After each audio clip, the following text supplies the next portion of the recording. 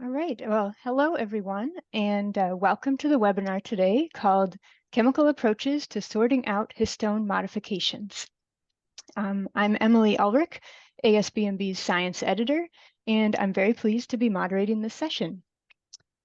This webinar is part of ASBMB's Breakthrough Webinar Series, which is sponsored by the ASBMB Journals. And specifically, today's session is brought to you by the Journal of Biological Chemistry, one of our esteemed ASBMB journals, which has been a cornerstone in advancing biological research for over 100 years. So before we dive in, a quick reminder, you're welcome to submit questions at any time using the Q&A feature at the bottom of your screen, and we'll address them during the dedicated Q&A session after the presentation. And this webinar is being recorded, and the recording will be available on the ASBMB website. So it's now my pleasure to introduce today's speaker, Dr. Philip Cole. Dr. Cole graduated from Yale in 1984, spent a year as a Churchill Scholar at Cambridge, and then obtained MD and PhD degrees from Johns Hopkins in 1991. He pursued postdoctoral training at Harvard Medical School prior to joining Rockefeller in 1996 as a junior lab head. In 1999, Cole returned to Johns Hopkins as professor and director of pharmacology until 2017, when he moved to his current position as professor of medicine and biological chemistry and molecular pharmacology at Harvard Medical School, where he serves as chief of the Division of Genetics at Brigham and Women's Hospital. So without further ado, please join me in welcoming Dr. Cole. Dr. Cole, the floor is yours. Thank you so much. It's great to be here with you all, and I really thrilled to be able to talk about some of our recent work in histone modifications as part of this series.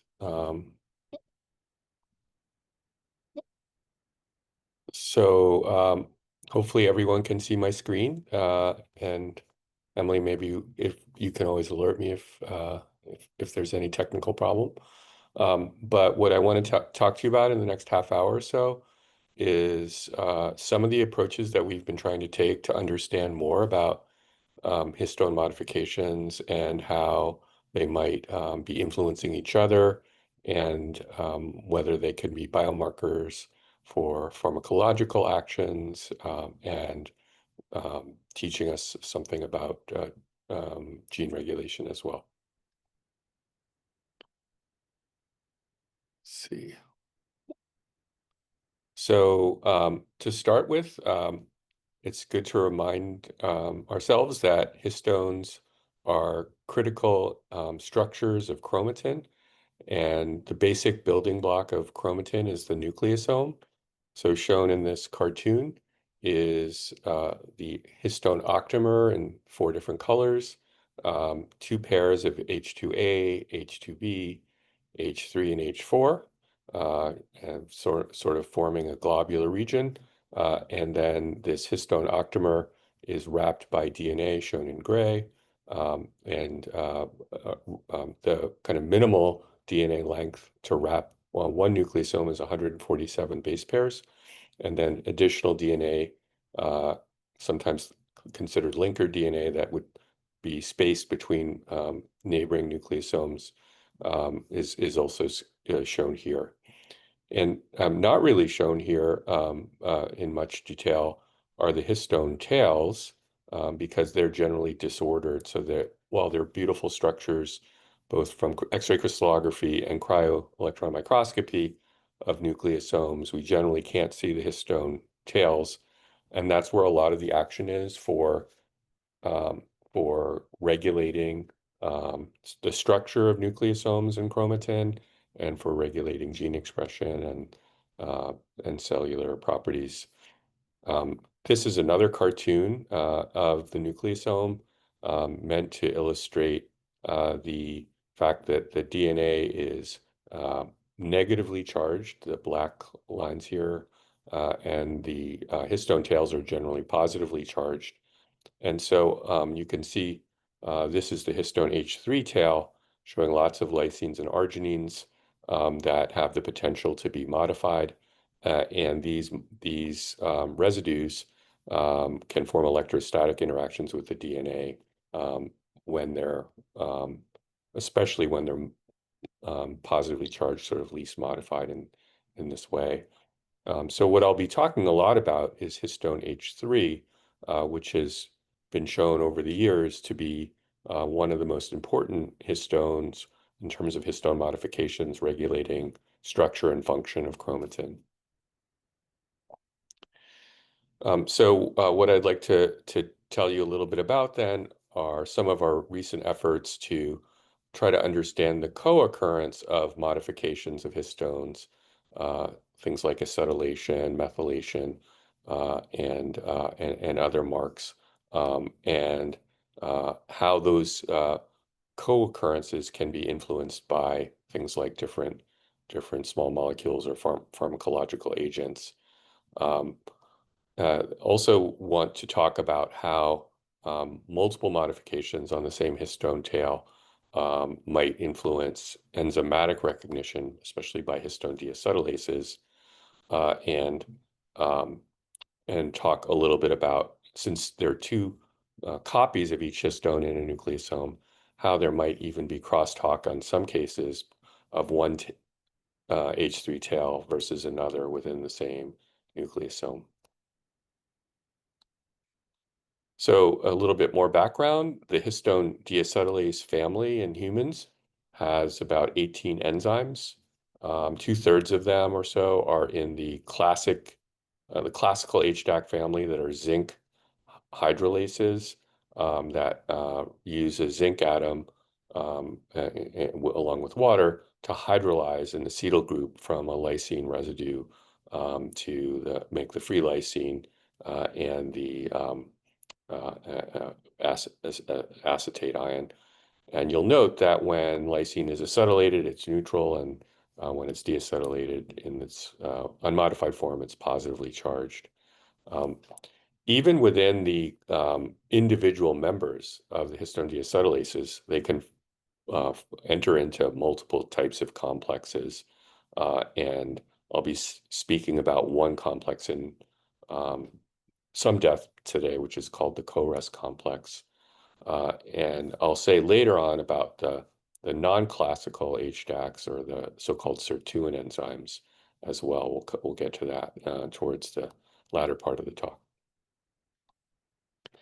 So one complex that our lab has worked on quite intensively over the last 5 to 10 years is the so-called CoREST complex, so named because it contains a subunit, the scaffolding subunit, CoREST. There's actually 3 forms of it: CoREST 1, 2, and 3.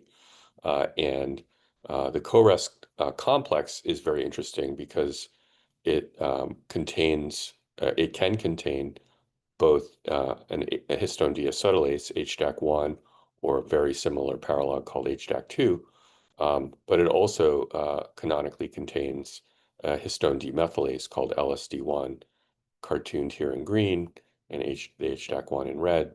And this complex is known as a silencing complex because it can both deacetylate lysines, which tends to make chromatin more heterochromatin-like, and it can demethylate lysine 4 of histone H3, shown in this cartoon. And methylation of lysine 4 of histone H3 also tends to be an activating mark, so when you remove it, that can be silencing. Another function, which we won't talk about a great deal today, is that this complex can interact with a family of transcription factors known as the snail family. That snail interacts directly with LSD1. And this complex has been implicated in many biological processes related to cancer, the so-called epithelial mesenchymal transition, EMT, which has made this complex a potential therapeutic target for various cancers that rely on LSD1 or HDAC1 in this complex. And I should say that there are at least 7 or 8 now distinct HDAC1 complexes that have different subunits and different functions in the cell. The CoREST complex is the only one that has this histone demethylase, LSD1. So some years ago, we wanted to make a small molecule inhibitor that was selective for the CoREST complex. And the way we chose to do this was to combine the sort of warheads, if you will, of two different kinds of known inhibitors of the HDAC1 and LSD1, respectively. So entinostat or MS-275 has this functionality, which is known to interact with the active site of HDAC, various HDACs, and um, and then LSD1 is known to interact with this warhead, this cyclopropyl amine attached to a phenyl ring. Um, and after doing various sorts of kind of medicinal chemistry efforts, we came upon this kind of chimeric or hybrid compound, which places the warhead for the HDAC and the LSD1 in the same molecule. Um, and we have found that this compound is a potent and selective and, in fact, dual inhibitor of the HDAC and demethylase activities of the CoREST complex. And a little bit of data on in this regard is shown here. So so the compound shows a very high what's called residence time for the CoREST complex. And we're assessing that in this experiment by doing what's known as a jump dilution assay, where we initially have a relatively high concentration of compound um, mixed with enzyme, and then we dilute the system by, in this case, 200-fold rapidly. And then we look at sort of the recovery of catalytic activity after the dilution. And what you can see here is that depending on what compound we tested, or even in this case, a combination of MS-275 and the LSD1 inhibitor 7, we see a very substantial recovery of activity over time. And this is measuring just the histone deacetylase activity in this case. Whereas the corin compound, which is shown on the bottom here, is largely still inactive after 2 hours, suggesting that this compound has a long association or residence time with the CoREST complex, and that's a desirable property. And it doesn't show this, I should say, with other deacetylase complexes that we've looked at. So this compound corin, as we've named it, has been used in a number of sort of early stage cancer projects to look at its therapeutic potential in melanoma, breast cancer, colon cancer, diffuse pontine glioma, malignant peripheral nerve sheath tumors, and also some non-cancer applications in dermatologic applications. And much of this work has been done in collaboration with Rhoda Alani's lab at Boston University. So one mechanism for how this compound may be working in terms of having anti-proliferative activity in cancer is by altering gene expression. And as mentioned, the CoREST complex is largely involved in gene silencing, so it might be advantageous for blocking this enzyme complex to re-express tumor suppressor genes.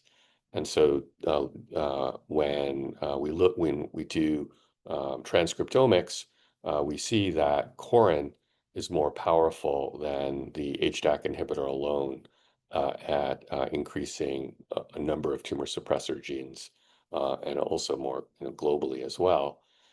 When we look at individual genes, we see that some genes, like SYN1, are re-expressed by both the classical HDAC inhibitor as well as corin, whereas this gene called CHOP is selectively re-expressed by the corin compound and not by the HDAC inhibitor MS-275.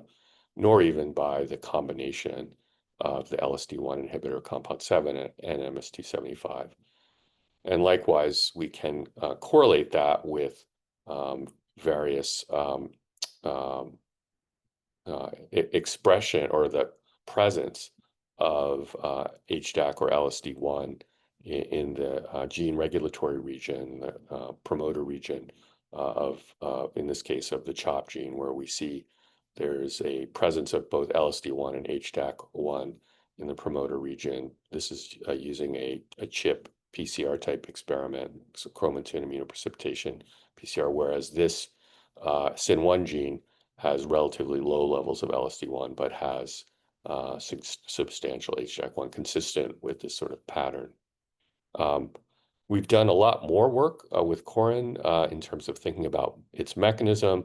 In recent studies that are not yet published, we found that that corin can change the association of the CoREST complex with RNA splicing factors. And in fact, corin gives rise to a very interesting set of changes in alternative splicing, which may lead to neoantigens that can be then made to be targeted with immunotherapy in combination with corin. But I'm going to switch gears a little bit and talk a little bit about histone modification methods and how we're using a particular approach, an engineered sortase, to learn more about histone H3 changes after various small molecule like corin treatments. So as background in proteomics, when you're trying to map modifications in proteins, you have different kinds of general approaches you can take. The most sort of appealing on the surface is what's known as the top-down proteomics approach, where you analyze the intact protein of interest using tandem mass spectrometry approaches, which in some cases can give you global insights into the modifications throughout the protein. But even for smaller proteins like histone H3, which is about 135 amino acids, it can be hard to get the sort of detailed information that you would like. The sort of workhorse method in proteomics, not just for histones, but for many experiments, is known as bottom-up proteomics, where you take proteins from cells, or in this case, histone H3, treat it with a protease like trypsin, which cuts it into very small peptide fragments. And then you can use this chemical mass tagging, also known as tandem mass tagging approach, which will chemically modify the lysine residues in these short peptides that are exposed upon, or the amino termini as well, that are exposed upon proteolysis, to allow you to carefully and quantitatively assess the individual peptides and the modifications in great detail. It's quite powerful, both from the standpoint of being very accurate in analyzing these peptides, and in being quantitative because of the multiplexing you can do by using these bar-coded mass tags that are meant to be illustrated here. But it's limited in that it doesn't give you information about crosstalk within the same histone. So because the peptides are so small, usually you only have 1 or 2 modifications per peptide, as opposed to top-down, where you can essentially think about learning the intact interactions across an individual protein. An intermediate solution, which has been championed by one of our collaborators, Ben Garcia, known as middle-down proteomics, uses more selective proteolysis, in this case, using a protease that cuts next to glutamic acid, which for histone H3 is at residue 51, is the first one from the N-terminus. And this allows you to get a more manageable fragment than the intact histone. So more information than you can get typically with top-down, and that's a good thing. But it's still a little bit unwieldy, it's still a little large, and it's not really amenable to this tandem mass tagging, which can be very valuable for quantitation. So this motivated us to try to improve upon this method. And we've been developing an enzyme known as sortase to do so. So sortase is a bacterial enzyme, it's present in many species of bacteria, which is involved in cell wall remodeling. It's a transpeptidase, meaning it both cuts a protein and then it glues another peptide or protein to the one of the cut products. So you end up kind of with chimeric um, proteins with peptide bonds. Uh, a former postdoc in our Dirk Schwarzer first engineered one of the bacterial sortases to make it amenable to acting on native histone H3 because native histone H3 has this APATG motif, which is almost perfect for bacterial sortase. So bacterial sortase prefers to act on things that have a leucine rather than an alanine at this position here. But the Schwarzer lab made engineered versions that could tolerate an alanine. And we've sort of gone on from there to make uh, a more efficient version of an engineered sortase that can do some of the things we would like. And there's two general directions that we use this sortase in. One is to use it in the synthetic direction to make designer nucleosomes that can be used in enzymology or structural biology studies. And the other, as you'll see, is to use it in a destructive way or a cleavage way as a very high quality protease with tagging capability. So how did we improve upon the Schwarzer method? We kind of did a semi, I would say, rational design of mutating lots of residues in the structure that we thought were in proximity to where the recognition that would take place for the transpeptidase reaction, and made some of those mutants in single or in combination, and then in a synthetic direction looked at ligation yields and found some improvements over the original Schwarzer F40. And we've taken some of these enzymes that show improvement and further added one more kind of major change to them, namely to circularize them. And this, I'll be honest, when we first read about this being done on another sortase, I thought it was kind of far-fetched. But the idea is that if you tie the N and C termini together using what's known as a split intine mediated cyclization reaction, you could make a fully circular sortase. So there's no N or C terminus to this sortase protein. But the thinking is that by doing this and doing it in a way that's very compatible with the three-dimensional structure, you can make it much more thermally stable, which in our case was one of the limitations of some of our engineered sortases. So the proteins were rather unstable. And this kind of is illustrated with this published work from earlier studies on sortase, showing that by circularizing, rather than the protein sort of dying out over several days, it could last much longer at room temperature. And here was another such example. So we combined both the point mutations and the circularization to make what we now are calling CW11 sortase. So in the middle down proteomics space, the way that we're using CW11 sortase is sort of cartooned here. Here is the histone H3 in its intact form in the presence of this engineered sortase, along with this tandem mass tagged oligoglycine peptide. Here is where we would introduce various isotopic tags, kind of following on Thermo Fisher's commercial mass tagging on small molecules, but here incorporated into the short peptide. We then carry this reaction out, and you'll see that you're left with roughly the first 30 amino acids of histone H3, so the N-terminal tail, where a lot of the interesting modifications are, and then attached to this tag.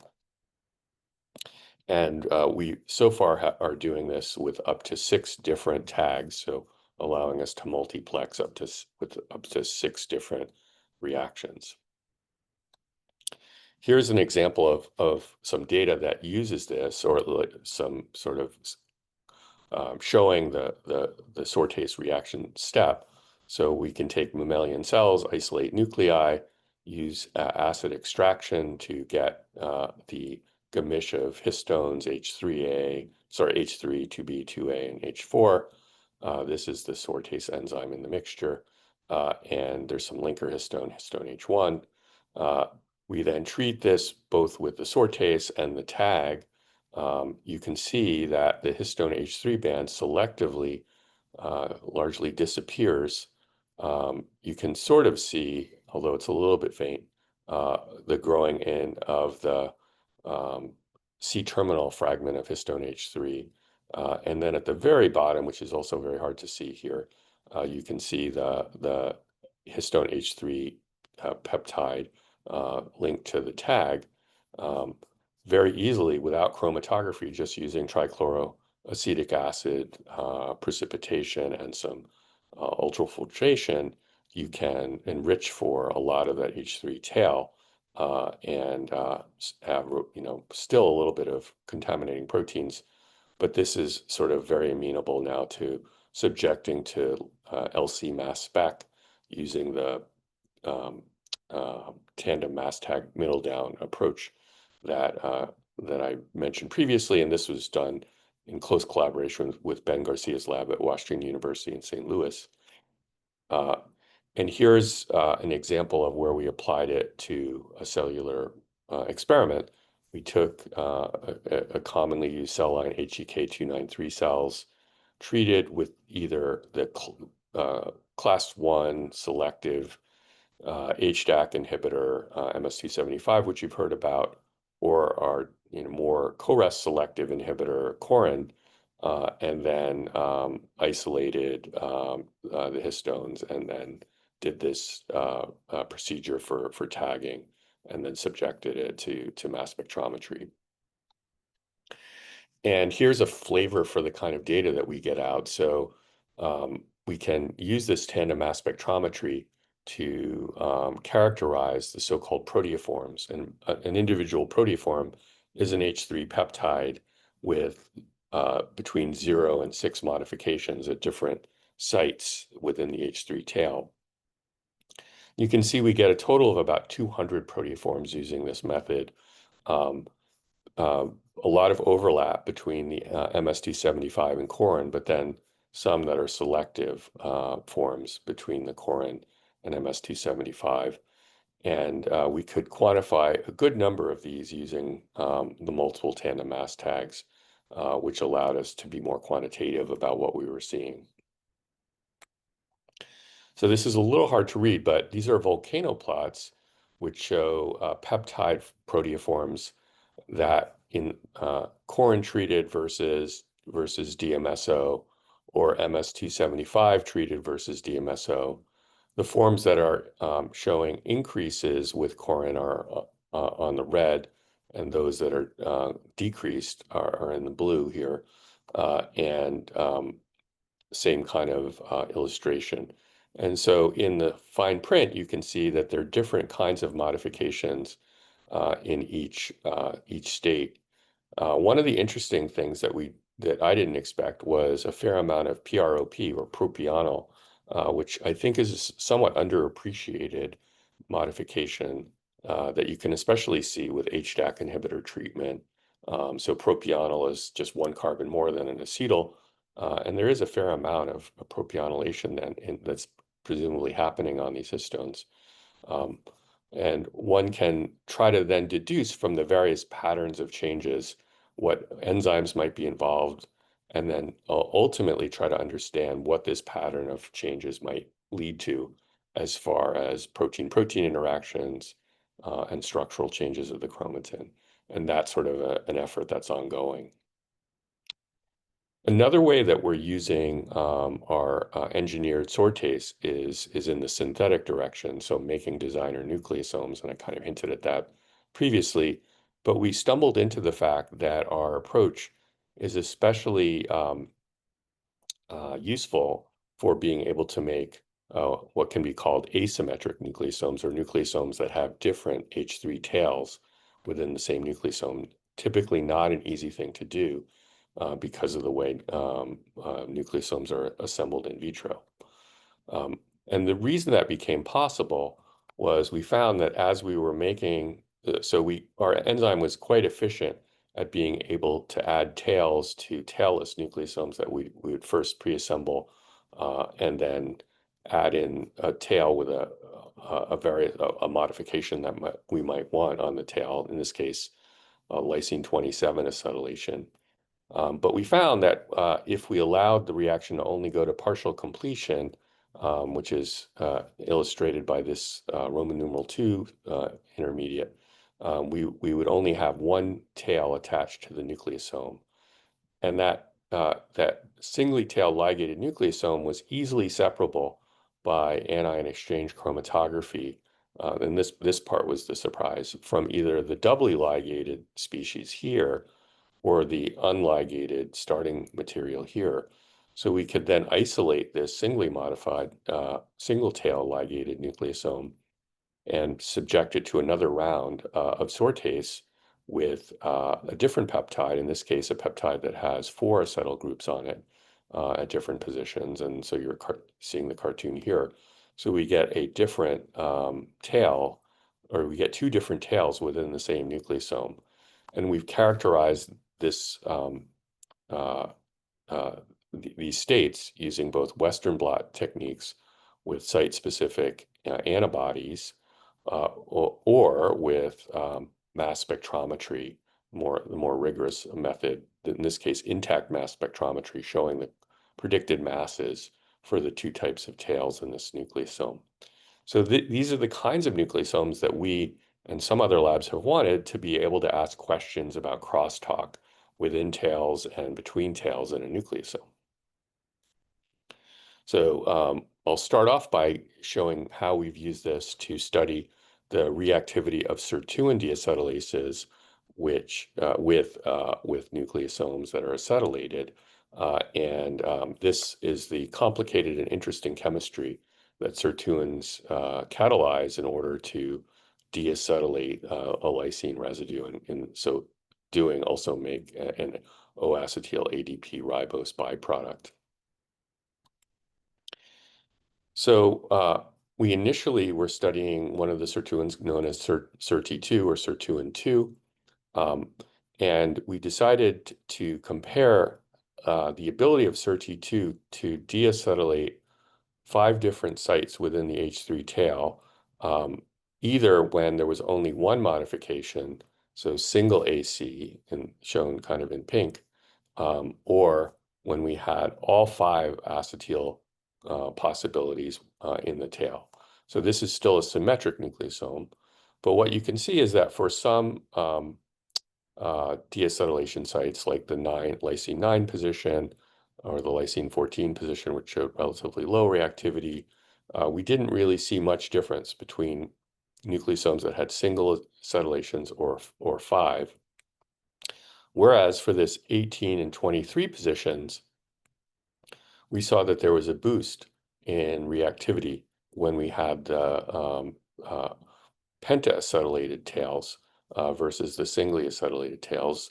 And then interestingly, for the 27 position, we saw the reverse, that putting 5 acetyl groups on led to selective reduction in the rate of deacetylation of the 27 position. And this led to sort of questions about how and why this was occurring, and whether this could be happening because of so-called incis effects, like these acetyl groups influencing an individual tail, or crosstalk, one acetylated tail influencing another. This is what we wanted to explore with asymmetric nucleosomes. So we went ahead and made the nucleosomes in an asymmetric fashion. In this case, we're comparing a nucleosome that either has no modifications on one tail and one acetyl on the other, or one acetyl on one tail and four acetyls on the other. So for the H3K18 acetyl position, you can see that unlike the case with the symmetric nucleosome where there was a boost in activity when you had 5 acetyl groups on the same tail for removing the 18, if you put the other four non-18, so 9, 23, 14, 23, and 27 on the other tail, it no longer influenced the 18. So there did not seem to be kind of one tail talking to the other about the group of acetylations. And that's kind of cartooned here, not this kind of crosstalk, that it has to be in cis, if you will. We did a similar experiment for H323 acetyl. So again, comparing no modifications on the other tail versus 4. And again, we lost the boost that you saw in the pentaacetylated case. So again, no crosstalk. But interestingly, in the case of H3K27 acetyl, even when the 27 was on the opposite tail from where the other 4 acetyl groups are, we had this similar reduction in reactivity that was, if you will, communicated from one tail to the other, and leading to a slower rate. So this suggests that modifications can influence in cis or in trans depending on the site of the modification. One last enzyme experiment I'll tell you about was not a sirtuin, but another type of HDAC complex, different from the CoREST complex, known as the MIDAX complex, or MIDAC complex, which has this subunit called MIDAS, scaffolding proteins DNTTIP1, and also, as you can see, rather than having a single copy of HDAC1, each of these gray ribbon diagrams is a subunit. So you have 4 HDAC1s in one complex. And we tested this complex out with these kinds of nucleosomes. And initially, when we used symmetric nucleosomes, we didn't see a whole lot happening in terms of differences between singly acetylated versus pentaacetylated. But for the one position that we saw something, was fairly clear cut that the 27 acetyl went significantly up in the case of the pentaacetylated system. And so we wanted to try to dissect that, and we did. And you can see here that regardless of whether the acetyl groups were all on the same tail or whether they were on the adjacent tail, the 4ACs had a very dramatic influence at enhancing the removal of the 27 acetyl position when we had the asymmetric nucleosome. So this says that in the case of the MIDAC deacetylase, there's very substantial crosstalk between a set of acetyl groups on one H3 tail influencing the other for this removal. So this is pretty much where I'm going to end. I've talked to you a little bit about how we've developed CW11 sortase and how we're using it in a cut and paste type proteomics experiment to multiplex and measure patterns of modifications within H3 tails, and then spent a good bit of time talking about how different enzymes, whether they be sirtuins or MIDAX, show different crosstalks between acetyl groups, depending on whether they're on the same tail or on opposite tails. And we think this could have biological significance in how various eraser enzymes, as these deacetylases are sometimes known as, in changing chromatin structure and making chromatin more accessible to things like transcriptional machinery. So I want to thank the various people who were really responsible for this work. Much of what I talked about today was done by the members of my lab and/or former members of my lab who are in Bold. I especially want to thank Sam Whedon, who led a lot of the sortase development along with Ming-Chuan Wu and former postdoc John Lee and a former student and postdoc Hanji Zhang and current members of the lab beyond Sam that include Sarah Dubois-Coyne, Jennifer Zhang, and the former member Jipeng Wang and Mahishi Appa Abewardana. Had some great collaborators, and what I talked about today was largely critical collaborations involving Ben Garcia, John Schwab group, and Rod Alani's lab. And we've also worked closely with our Harvard colleague, Lucas Farnung. That's pretty much what I have today, and happy to take questions. All right. Well, thank you, Dr. Cole, for that really informative presentation. And we have a few minutes for questions. So I'd like to remind everyone that you can submit your questions using the Q&A feature if you haven't done so already. So I'll go ahead and read the questions. So the first one, how do you explain that corin interacts with the co-rest complex for a longer time than the combination of MS-275 plus compound 7 or compound 9? Thank you for the question. So I think the questioner might be getting at the possibility of, is the corin compound dually associating with the LSD1 and the HDAC within the same complex, or is something more elaborate going on?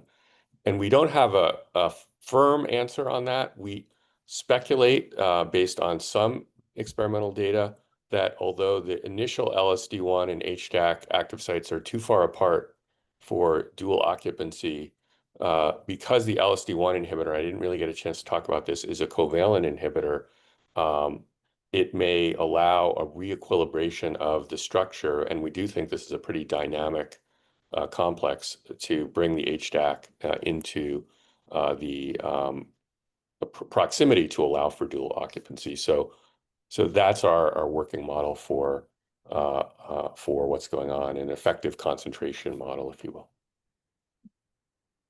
All right. Next question is, what determines the maximum number of modifications per proteoform for histone H3?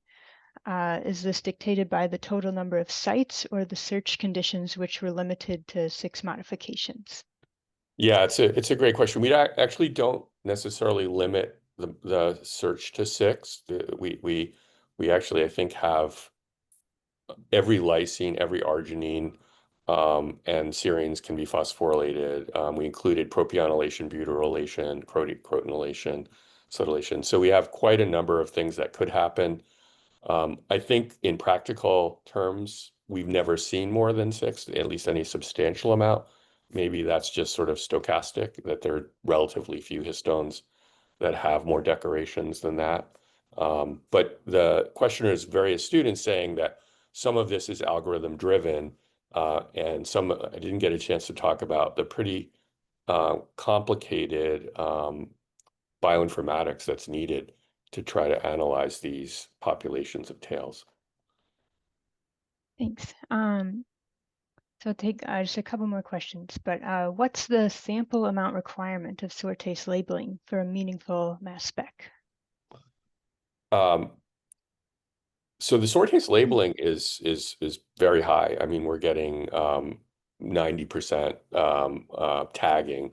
That was really all the hard work, to sort of engineer the sortase was what kind of led to that. I think if it were much less than 80 or 90%, the degree of information would also be much less. But I don't have a specific cutoff for you on that.